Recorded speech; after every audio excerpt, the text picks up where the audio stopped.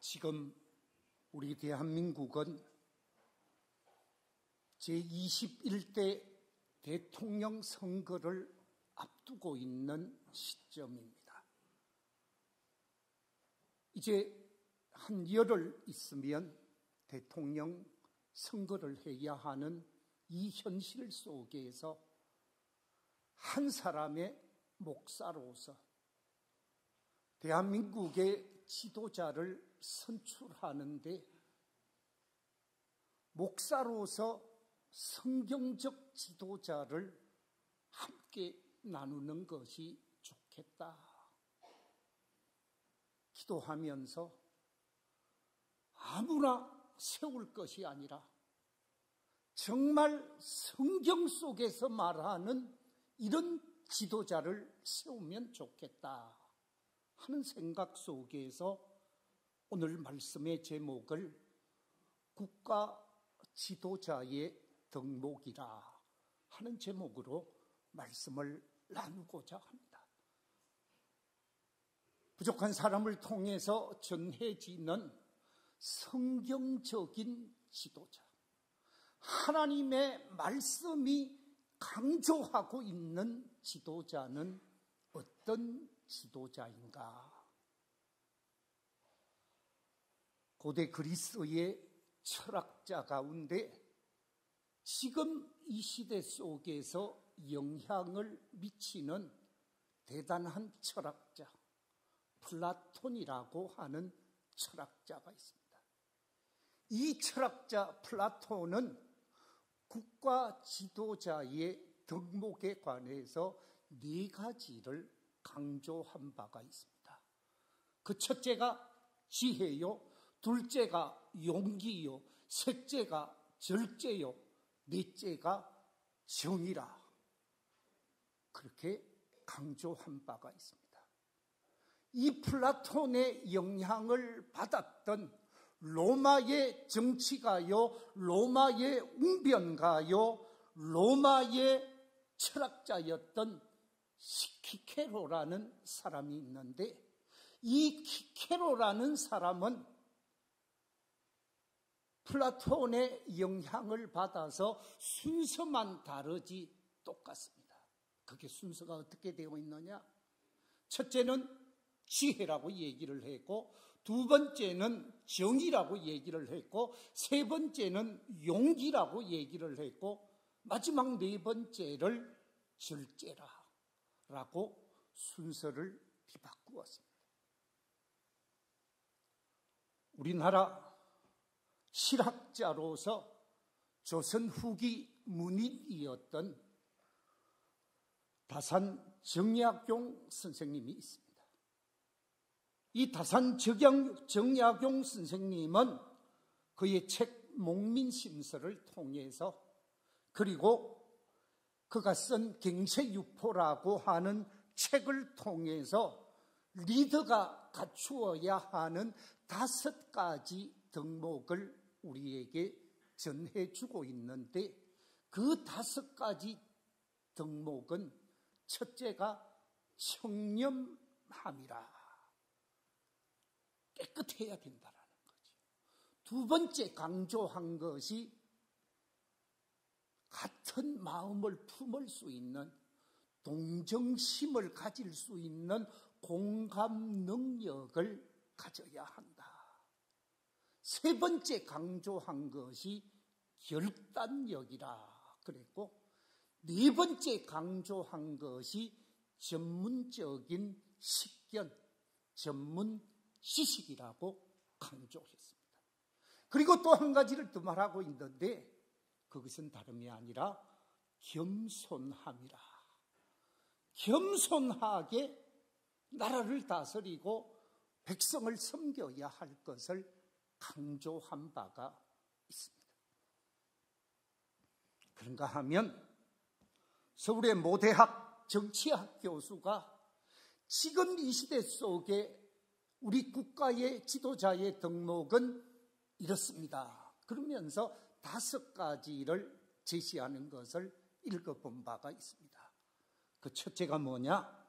그는 국제 감각이라 그랬습니다.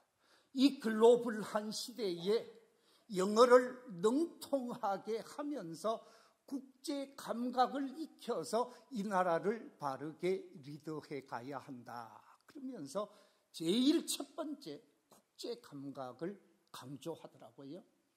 두 번째 강조한 것은 지금 대한민국의 경제 상황이 좋지 못하고 앞으로 곤두박질 칠 가능성이 있기 때문에 경제 전문성을 소유한 사람이어야 한다라고 얘기를 했고, 세 번째, 이 나라가 자유민주주의 국가로서 이 자유민주주의를 수호하고자 하는 확고한 원칙을 소유하고 있는 사람이어야 한다라고 얘기를 했고, 네 번째 강조한 것은 이 나라가 갈갈이 찢겨져 있기 때문에 통합하고 소통하여 하나 되게 하는 사람이어야 한다라고 얘기를 하고 있고, 마지막 다섯 번째 강조하고 있는 것이 도덕성과 품격 있는 언어를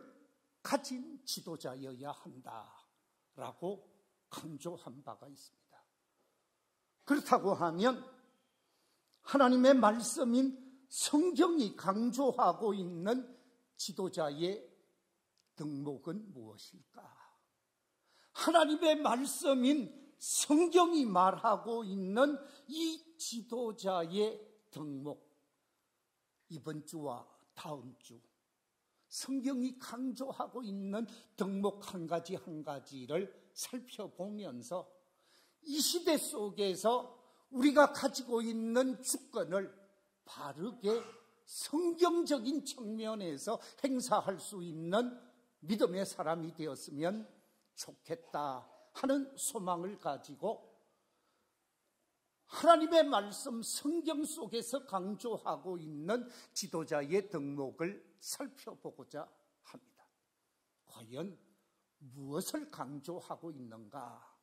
제일 첫 번째 제가 발견한 것은 차별된 도덕성을 강조하고 있음이 성경 속에 나타나고 있습니다. 오늘 본문 말씀 4절 우리 같이 한번 읽어보겠습니다. 시작.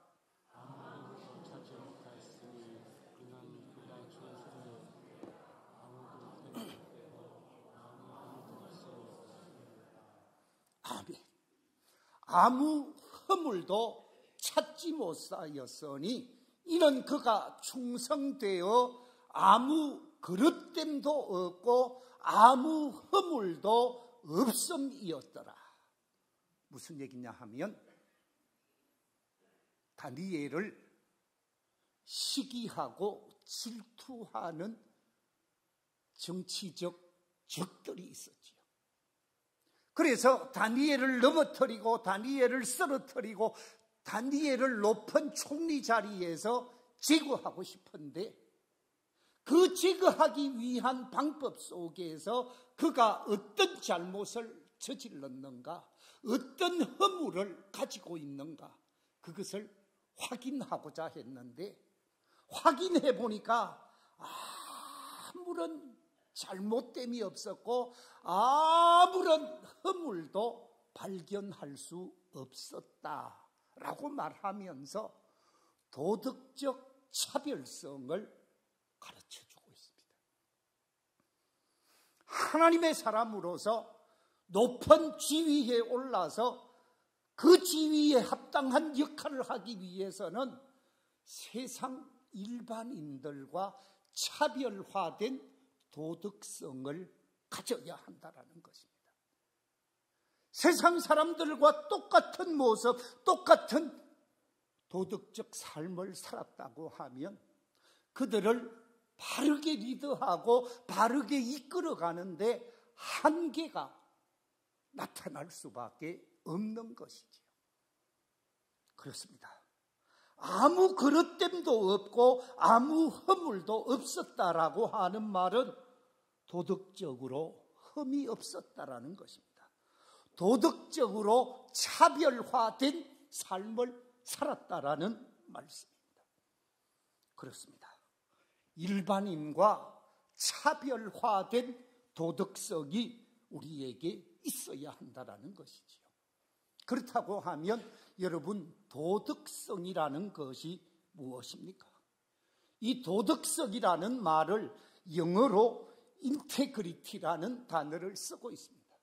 이 인테그리티라는 단어를 영어 사전에서 확인해 보면 그 뜻이 도덕성, 진실성, 고결함, 온전함, 흠이 없는 상태, 이와 같은 것을 도덕성, 깨끗함으로 표현하고 있습니다. 국가 지도자가 되어지고 이 나라 지도자가 되고자 하는 사람은 바로 이 인테그리티, 도덕성에 있어서 흠결이 없어야 한다는 거죠. 흠결이 있는 사람은 국가 지도자로서 자격이 없다라는 것입니다. 왜냐하면 다른 사람이 공격하고 다른 사람이 시비를 걸고 다른 사람이 고발을 해서 그 자리에서 끌어내릴 수 있기 때문에 도덕성에 있어서 흠결이 없어야 한다라는 말씀입니다. 대한민국이 새롭게 건국되어진 지는 그렇게 오래되지 않았습니다. 왜 조선이 망하게 되어졌는가? 20세기 초, 19세기 말 20세기 초로 이어지면서 왜 조선이 망하게 되어졌는가를 연구한 역사학자들, 많은 정치인들이 강조하고 있는 것이 있는데, 조선이 망할 수밖에 없었던 것은 거짓과 불의함 때문이라고 강조하고 있습니다. 조선 말엽에 탐관 오리가 판을 쳤다고 그랬습니다. 매관 외직하는 사람들이 온 세상에 널려 있었다고 그랬습니다. 그래서 정말 옳은 정신을 가지고 국가 과거에 급제하고자 했던 사람들이 부정과 부패 때문에 아무리 공부를 해도 등용의 길이 막혀버리고 그래서 포기한 사람들이 많이 있었지요. 왜? 매관매직하는 일들이 온 세상에 널려 있었기 때문이라는 것입니다. 이처럼 조선 말에 모든 나라 구석구석에 거짓이 팽배하고 불의가 팽배하고 문제 있는 모습을 노출시켜서 왜 조선이 망했느냐에 관해서 추는 이광수 선생이 쓴 책에 보면 이렇게 말하고 있습니다. 어떻게 말하는가? 근대의 우리 조선처럼 허위가 생활의 기초가 된 예는 거의 없을 것입니다. 진실로 우리를 망하게 만든 것은 뭐라고요? 허위입니다. 장래에도 우리를 망하게 하는 것은 허위일 것입니다. 허위가 무엇입니까? 여기서 말하고 있는 허위라는 말은 거짓과 불의를 말하고 있습니다. 거짓이 판을 치고 불의가 판을 치는 세상은 잘 될 수 없고 망할 수밖에 없다라는 거지요. 제가 도덕성이라고 그랬는데 차별화된 도덕성, 이 도덕성이라고 하는 인테그라티라고 하는 말 반대말이 거짓이라는 말이에요. 허위라는 말이에요.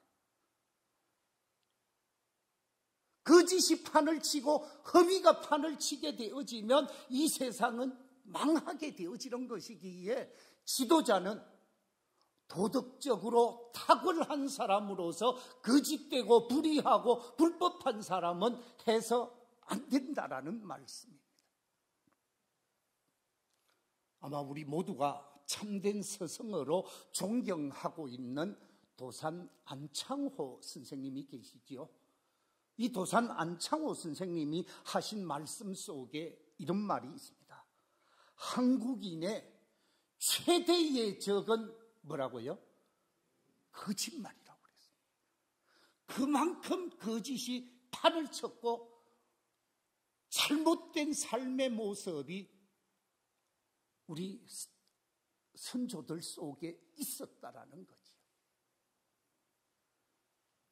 그런데 요즘 많은 정치인들 모습 속에 거짓말을 액세서리처럼 달고 다니는 사람들이 있습니다. 거짓말을 처세술의 한 방법이라고 말하는 사람이 있습니다. 결코 거짓된 사람, 허위가 있는 사람, 불의가 있는 사람, 이런 사람을 지도자로 세울 수가 없다라는 것이지요. 정치하는 사람들을 우리가 자세히 살펴보면 두 부류로 나눌 수가 있습니다. 한 부류의 사람은 정치가들입니다.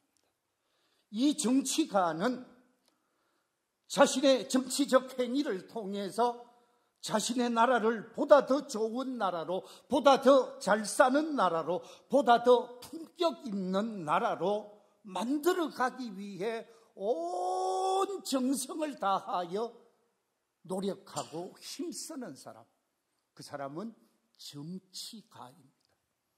그런데 정치가 비슷한 사람이 있는데 또 한 부류의 사람은 정치꾼들이 있습니다. 이 정치꾼들은 어떤 사람인가? 자신이 행하고 있는 정치를 통해서 자신이 권력을 쥐고 자신이 큰 소리를 치고 자신이 드러나고 자신이 높아지면서 자신만이 대단한 사람인 것처럼 자기를 드러내고 자기의 힘을 과시하고자 하는 사람, 이런 사람을 우리는 정치꾼이라고 말하고 있습니다. 자기 희생을 하지 않습니다. 자기는 드러나고 싶지만은 그 권력으로 자기 이익을 취하고자 하는 사람을 우리는 정치꾼이라고 말하고 있습니다. 정치가가 많은 나라는 희망이 있지만 정치꾼이 덕실되는 사회는 망하게 되어진다라는 것이죠. 우리가 근본에 대통령 후보로 출마한 사람들을 자세히 살펴보셔서 도덕적 측면에 있어서 차별성이 있는가, 정말 나무랄 데 없는 도덕성을 가지고 있는가, 그 사람이 지도자의 기본이 되는 사람, 그것을 성경은 강조하고 있습니다. 두 번째, 성경이 강조하고 있는 국가 지도자의 덕목은 무엇인가? 그것은 분명한 비전을 제시하는 사람이라고 성경은 우리에게 말씀하고 있습니다. 한 나라가 바르게 아름답게 성장하기 위해서는 지도자들 통한 분명한 비전이 제시되어져야 한다라는 것입니다.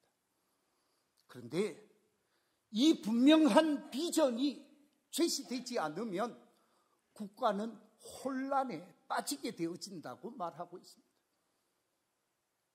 대통령 후보로 출마한 사람들 중에 우리가 봐야 할 것은 그분들이 자신이 이 나라를 어떻게 만들어가고자 하는가, 어떻게 섬겨가고자 하는가에 대한 분명한 비전을 그 속에서 발견해야 하는 것이죠. 비전이 있으면 목표가 있고, 목표가 있으면 장기 목표, 단기 목표로 나누어서 그 목표를 성취하고자 할 때 비전은 이루어지는 것이죠. 하나님의 말씀은 비전을 제시해야 한다고 말씀하고 있습니다. 우리 함께 잠언 29장 18절 말씀 같이 한번 읽어보겠습니다. 시작. 묵시가 없으면 백성이 방자히 행하거니와 율법을 지키는 자는 복이 있느니라. 묵시가 없으면 백성이 어떻게 행한다고요? 방자히 행한다 그랬는데, 여러분, 묵시가 뭡니까? 이 묵시라는 말, 우리가 쉽게 이해하기가 쉽지 않는데, 영어 성경 킹 제임스 버전에 보면 묵시라는 말 대신 우리가 묵시로 번역한 말을 영어 성경에서는 분명하게 비전이라는 말로 표시하고 있습니다. 비전이 무엇입니까? 비전이라는 말은 모든 공동체가 함께 이루어야 하는 공통된 목표를 비전이라고 합니다. 우리 대한민국으로 치면 대한민국 모든 백성이 함께 이루어 가고자 하는 그 목표가 곧 비전이라는 거죠. 대통령이 되고자 하는 사람은 분명한 비전을 제시하고 그 비전을 향하여 단기 목표, 장기 목표를 통해서 그 비전을 이루어 가고자 하는 분명한 비전을 제시하는 사람, 그 사람이 성경적인 지도자요, 민족의 지도자가 될 수 있다라는 말씀입니다. 사사시대를 여러분 한번 생각해 보십시오. 이 사사시대에는 모든 백성들이 자기 마음대로 살았다고 얘기했습니다. 우리가 잘 알고 있는 말씀, 자기 소견에 뭐한 대로? 옳은 대로 행하였더라. 자기가 원하는 대로 삶을 살았습니다.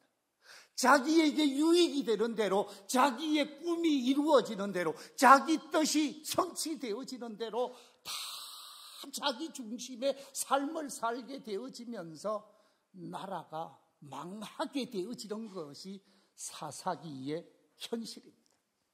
그래서 사사기에서 강조하고 있는 말씀이 바로 자기가 원하는 대로 살았다라는 말씀이죠.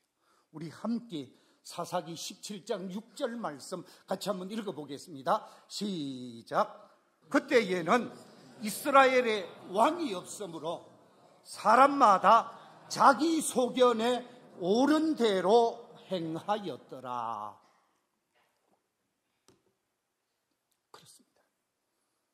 왕이 없어서 자기 소견에 옳은 대로 행하였다. 그 말은 지도자가 분명한 비전을 제시하지 않았다라는 거예요. 분명한 비전이 없었기 때문에 다 자기가 원하는 대로 자기 뜻대로 하다 보니까 나라가 사분오열되고 하나 되지 못하고 적국의 공격을 받아서 망하게 되고 종살이를 하게 되어졌다라는 것입니다. 그래서 사사기 21장 25절에도 보면 이렇게 기록하고 있습니다. 그때에 이스라엘에 뭐가 없으므로? 왕이 없으므로 사람이 각기 자기 소견에 옳은 대로 행하였더라.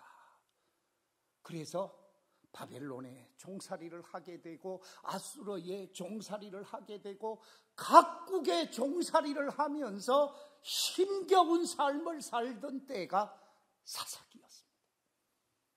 왕이 있어서, 지도자가 있어서 분명한 비전을 제시해 줄 때 그 나라의 백성이 한마음이 되어지고 그 나라의 백성이 힘을 모으게 되어지고 그 나라가 뜻을 모아서 비전을 성취하고자 하는 공동체가 되어질 수 있기에 지도자는 반드시 비전을 제시하는 사람이어야 하는데 우리가 6월 3일 선거를 앞두고 누가 우리에게 멋진 비전을 제시하는가?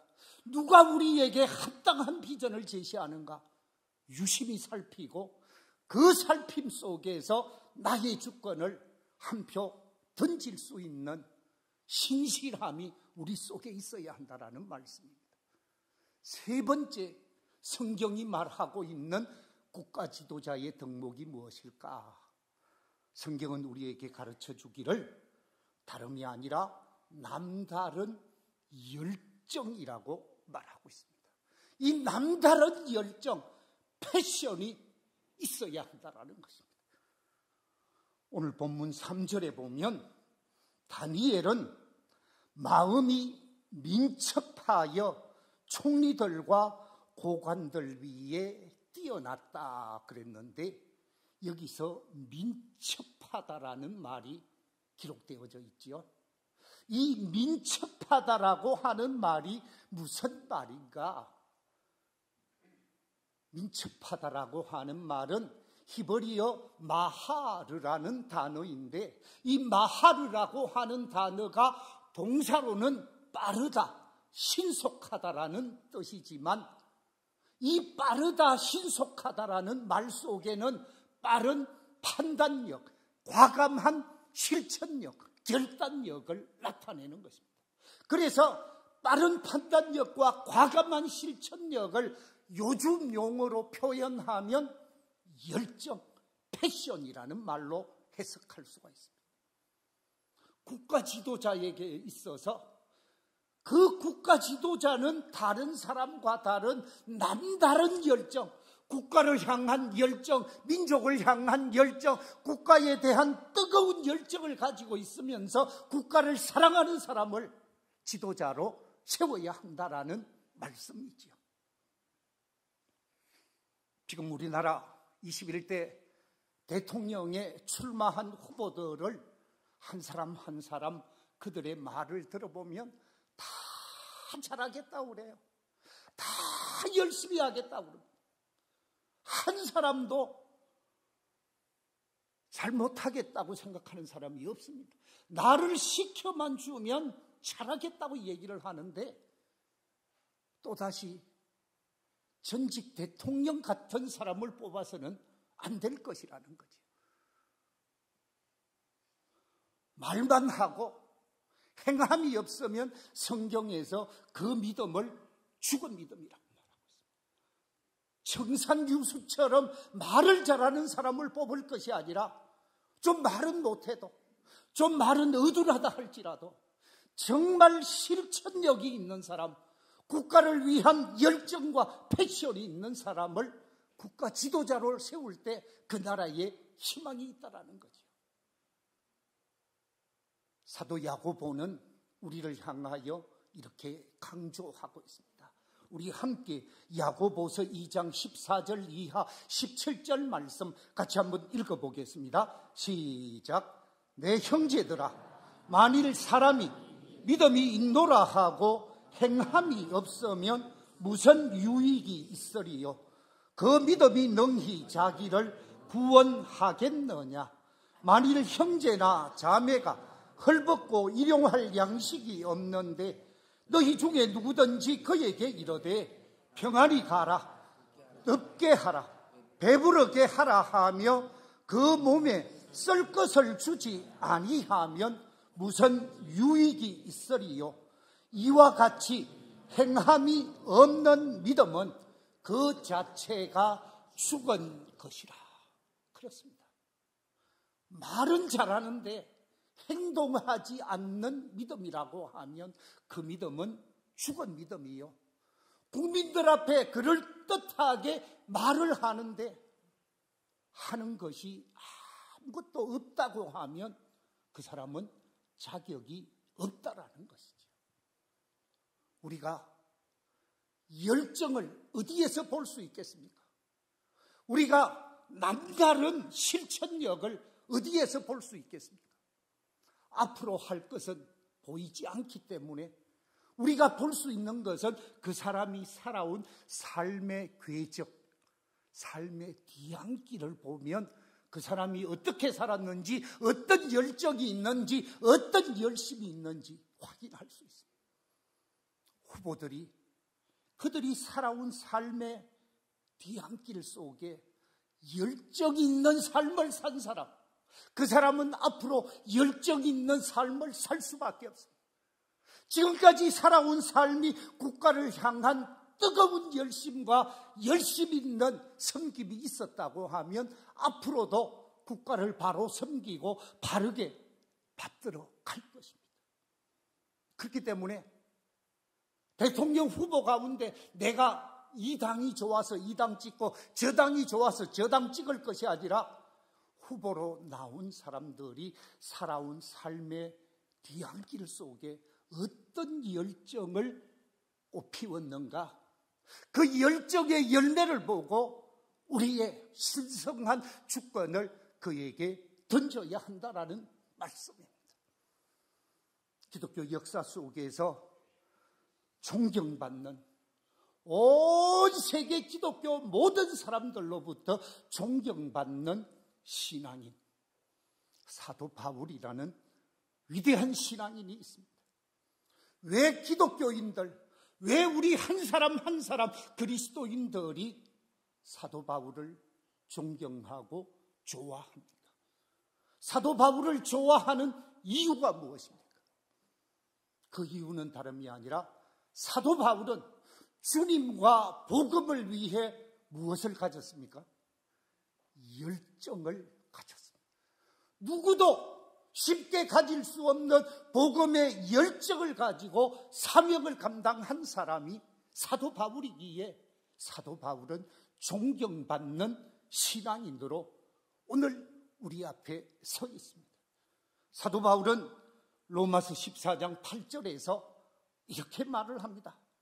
우리가 살아도 주를 위하여 살고 죽어도 주를 위하여 죽나니 그러므로 살아 죽으나 우리가 누구의 것이라고요? 주의 것이라고 고백하면서 주님을 향한 뜨거운 열정을 드러내고 있습니다. 빌립보서에도 보면 이렇게 말씀하고 있습니다.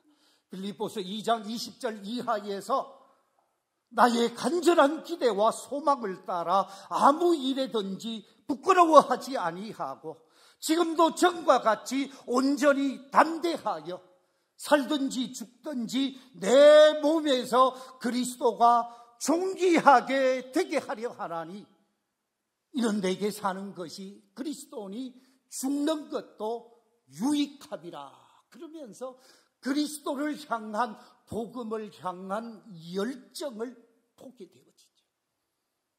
복음의 열정이 있고 선교의 열정이 있었던 사도 바울이 역사 속에서 존경받고 많은 업적을 우리가 유럽에 가면 보게 되어지듯이 이 나라 이 민족, 이 대한민국을 향한 뜨거운 열정이 있는 사람은 아름다운 열매를 거둘 수 있고 이 나라 이 민족을 바르게 섬겨가게 되어지는 것이죠. 근본에 나와 있는 후보들을 보면서 누가 뜨거운 열정, 민족을 향한 사명감을 가지고 있는가를 우리가 보고 그 가운데서 이 사람이다 싶은 사람을 우리가 세워야 후회하지 않을 것입니다. 한 사람의 목사로서 대한민국이 이런 위기 속에 빠지고 갈등 속에 빠져 있는 모습을 보면서 우리 교인들, 성도들과 함께 정말 성경적인 지도자가 세워지기를 기도하고 말씀을 나누어야 되겠다라고 생각을 해서 오늘 이 말씀을 드리고 다시 다음 주에 한 번 더 성경이 말하고 있는 지도자의 덕목을 더 나누겠습니다. 말씀을 정리하겠습니다. 성경이 말하고 있는 최고 지도자, 국가 지도자의 덕목이 무엇인가? 제일 첫 번째 뭐라고 그랬습니까? 차별된 도덕성이라 그랬습니다. 두 번째 뭐라고 그랬습니까? 분명한 비전을 제시하는 사람이어야 된다 그랬고, 세 번째 뭐라고 그랬습니까? 남다른 열정을 소유한 사람이라 그랬습니다. 여기에 합당한 사람을 우리에게 주어진 소중한 주권을 주므로 좋은 지도자를 세워가는 우리 교회, 또한 방송을 통하여 이 말씀을 듣는 모든 사람들이 실천함으로 아름다운 열매를 거두게 되기를 주의 이름으로 축원합니다.